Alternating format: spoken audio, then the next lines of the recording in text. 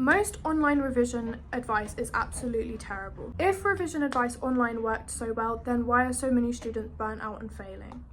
So we're going to break down some of the different bits of advice that I think are really toxic. Yeah, let's get into it. My first point is study influencers do not live normal lives, right? Online you'll see things like 5 a.m. wake-ups, colour-coded notes, or 10-hour study days. It's completely unrealistic. We do not want to listen to them. Now, they also tend to have spotless desks or expensive setups with iPads, Apple Pencils.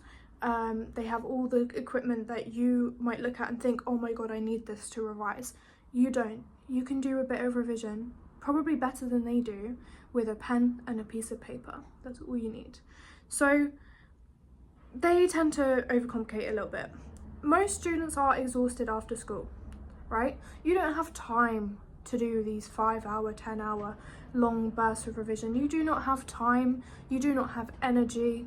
These people do not live a normal life.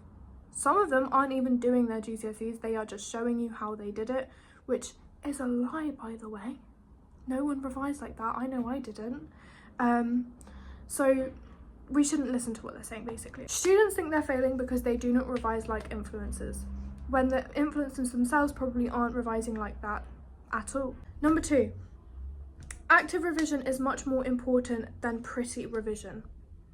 Hate to say it, but your colour-coded, pretty aesthetic notes probably aren't actually doing anything for you.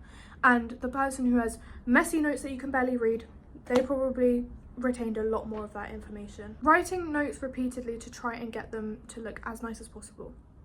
Let's talk about that. Yes, rewriting notes is good. Yes, it can help.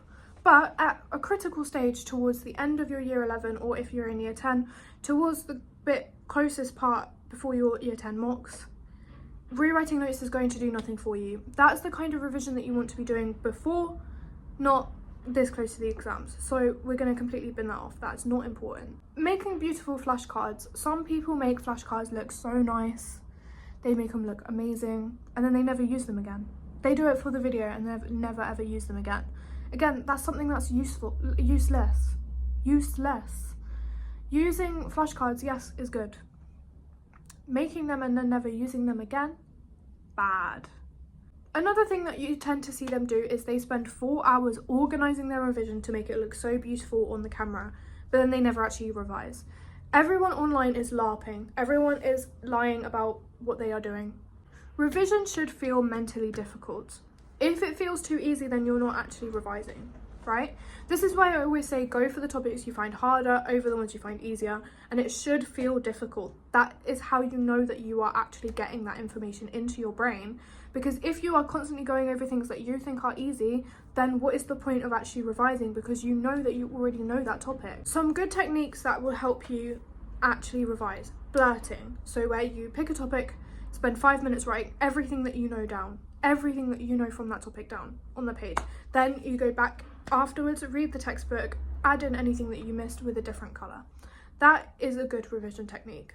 It doesn't look pretty, but it works. Practice questions. Again, people online try and make their practice questions look as aesthetic as possible, where they're probably not doing it in a time condition. They're probably just doing it really slowly. They might even just be copying mark scheme to make it look pretty for the video. That's not revising. You don't want to focus on making your practice questions look as good as possible. You want to make them effective. So you want to do them under time conditions, doesn't matter if they look good. Teaching someone else is another great way to revise. Now, I used to do this during my GCSE time. Unfortunately, didn't have anyone to teach anything to. So this dog in the corner up here, see if I can reach her. She was the person that I taught content to. I got her from my friend. My friend has the matching one, the groom version. I've got the bride. I also used to teach stuff to my cat as well because, again, didn't have anyone to teach it to. So if you can't find a friend to teach your content to, do it to a pet, do it to a toy, do it to something. Even teaching it to yourself in the mirror works. Fine. Retrieval practice, again, is a good one. This one, again, not very aesthetic, not very pretty looking. But as I've been saying, revision doesn't need to be pretty. Your brain grows when it struggles to remember things. When you are purposefully going over topics that you find hard, you are going to be creating new neural pathways and you will be actually improving. My third point, People overcomplicate revision. You do not need 17 revision techniques. You do not need it unnecessary, okay? Pick 3 or 4 ones that work well for you. Mine was mind maps, practice questions, teaching someone else. Those were my 3 things. Students get overwhelmed, okay? Everyone online acts like there's some secret method, but everyone revises differently. So even if you watch my TikToks and I say this is the best method to do this, correct, but it was the best method for me. Might not be the best method for you. Everyone does it different. So when you are constantly watching these study creators and you are watching the things that they are saying, the things that they are doing, you could try that and it doesn't work for you. Because you and them are different. Everyone's brains work differently. Same way, like, I sometimes get hate comments on my videos saying, I tried this and it doesn't work. I tried this and you're a liar. No, I'm not. I'm not a liar. It's because that worked for me, it works for some of my students. And I'm realising that more now that I'm doing my TikTok and now that I'm teaching other people, that different things work very differently for different people, because keyword different. The students that actually improve the most, from what I've noticed from teaching and from what I've noticed from my friends doing GCSEs at the same time, is students that improve the most are usually doing the basic things consistently. So being consistent matters way more than being more complex, I suppose. Boring revision usually works better than aesthetic revision. I hate to say it, but it is true. If something looks nice, it probably didn't work. Point number 4, we've got the internet making students feel guilty. Now, I think we already know this. I think I've already spoken about this, but I'm going to talk more about productivity culture, the people that say you should be revising constantly, burnout, and comparing yourself to others. So you are allowed to rest, okay? You are not lazy because you cannot revise for 10 hours. Revising for 10 hours might work for some, probably doesn't work for most. The toxic productivity culture that we see online is actually so damaging, and moving away from that is going to be better for us long term. A burnt out student who revises for 8 hours badly will usually do worse than a well-rested student who does 2 hours of focused revision.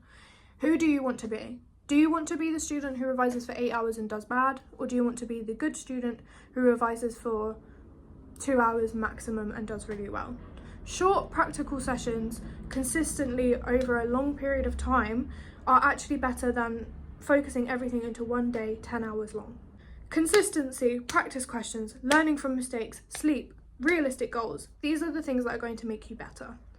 The best revision plan is one that you stick to. Again, you'll see online really cutesy revision timetables that look really good. I know I did this. I made the cutesy revision timetables. Guess how long that lasted? It lasted not even 2 minutes. I made it, thought, yeah, this is great. Went to start it, thought, nah, can't do this. Too much. Revision does not need to look impressive to work. If you want to learn about some revision scams and some AI ridiculousness, click this video here. And as always, I love you guys. Bye, and subscribe for more. Mwah.